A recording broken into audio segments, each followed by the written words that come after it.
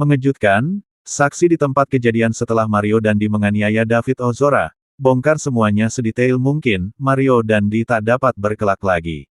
Simak berita lengkapnya sampai selesai, agar tidak terjadi kegagalan paham.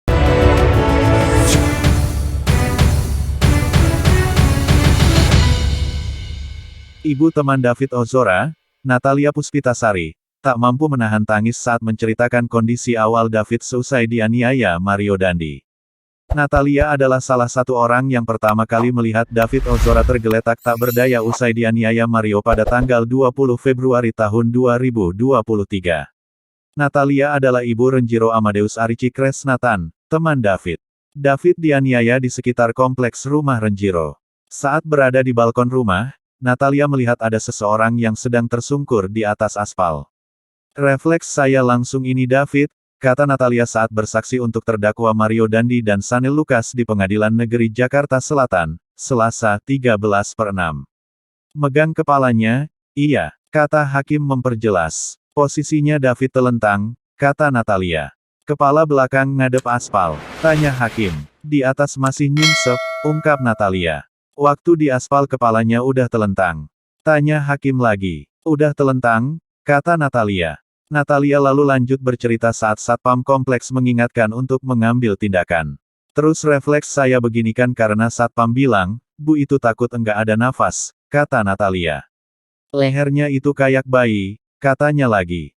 "Posisi saudara?" tanya hakim. "Jongkok yang mulia. Karena waktu itu saya gak pakai alas kaki, saya pakai celana pendek, saya jongkok," kata Natalia. "Kenapa saudara lakukan itu?" tanya hakim. "Dia kayak orang ngorok, gitu, kayak keselekan di sini darah semua yang mulia," kata Natalia dengan suara bergetar. "Yang saudara lihat mana? Yang keluar darah apa aja?" tanya hakim. "Di sini darah kuping keluar darah, bibir yang bawah sampai ke sini, jontor, ini darah semua," kata Natalia.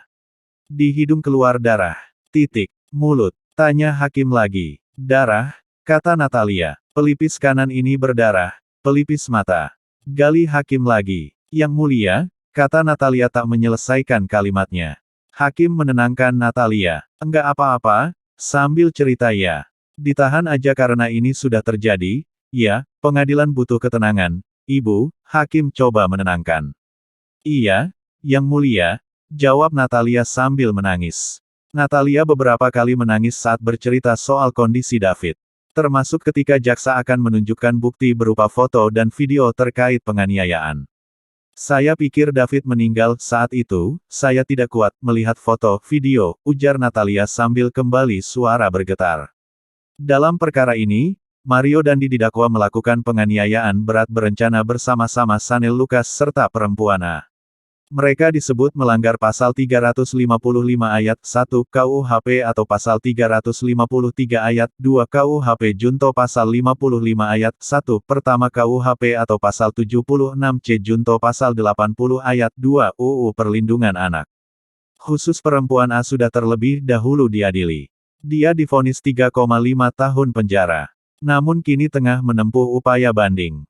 Sidang Mario Dandi Satrio hari ini turut menghadirkan saksi N atau Natalia, ibu dari teman David Ozora. Dalam kasus penganiayaan ini, saksi N adalah orang yang menemukan David Ozora terkapar usai dianiaya Mario Dandi Satrio pada tanggal 20 Februari tahun 2023 lalu. Saksi N juga merupakan pihak yang membawa David Ozora ke rumah sakit dengan diantar suaminya, saksi R. Oleh hakim di persidangan, saksi N diminta untuk kembali menceritakan kronologi saat menemukan pemuda 17 tahun itu. Kepada majelis hakim, saksi N sempat menceritakan saat ia bertanya alasan Mario Dandi menganiaya David. "Saya bilang, siapa kamu? Ngapain kamu di sini? Kamu orang nggak dikenal, kamu tamu nggak diundang, kan saya sembari jalan, kamu ngapain teman anak saya sampai bonyok begini," tuturnya menjelaskan seperti dikutip. Kilat.com dari YouTube Kompas.com, Selasa, tanggal 13 Juni tahun 2023. Kepada saksi N, anak Rafael Alun Trisambodo itu sempat mengatakan soal David yang melecehkan AG, yang saat itu ia sebut sebagai adiknya. Saat menghampiri David, ia menyebut saat itu kondisi anak Jonathan Latumahina tersebut sudah terlentang. Melihat kondisinya saat itu, Saksi N langsung mengangkat leher David ke lengannya dalam posisi jongkok. Dikatakannya, darah sudah keluar dari mulut, telinga hingga mulut anak Jonathan Latumahina tersebut. Di sini, wajah darah, kuping keluar darah, bibir yang bawah sampai ke sini keluar darah, terus ini darah semua, paparnya lagi. Tangis saksi N langsung pecah lantaran tak kuasa menceritakan kondisi David yang mengenaskan saat itu. Pelipis kanan ini berdarah. Tanya hakim. Darah? Yang mulia, jawab saksi N dengan terisak. Nggak apa-apa, sambil cerita ya.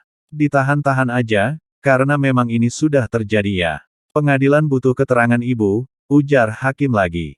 Tak hanya saksi N dan saksi R, ayah David Ozora, Jonathan Latumahina, sebelumnya juga ikut dihadirkan sebagai saksi dalam persidangan Mario Dandi Satrio siang tadi.